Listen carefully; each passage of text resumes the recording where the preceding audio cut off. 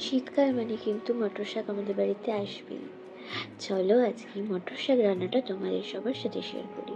প্রথমেই নিয়ে নিয়েছি কেটে রাখা আলু, শিম, বেগুন, লঙ্কা আর মটরশুঁটি, আর এদিকে বড়ি আর দুটো শুকনো লঙ্কা। কড়াইতে তেল গরম বসিয়ে বড়ি ছেড়ে দিলাম। একে একে বড়ি ভাজা হয়ে গেলে শুকনো লঙ্কাটা ছেড়ে দেবো।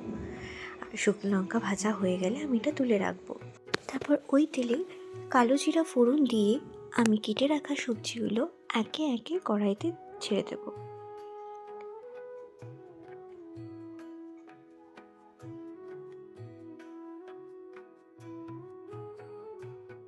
একটু নাড়াচাড়া করে পরিমাণ মতো নুন আর হলুদ দিয়ে দেব।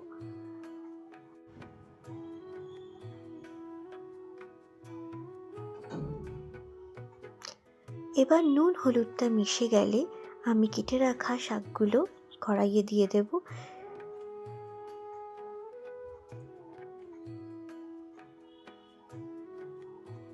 এরপর সব সবজির সাথে ভালো করে মিক্স করে আমি কিছুক্ষণের জন্য ঢাকা চাপা দিয়ে দেব।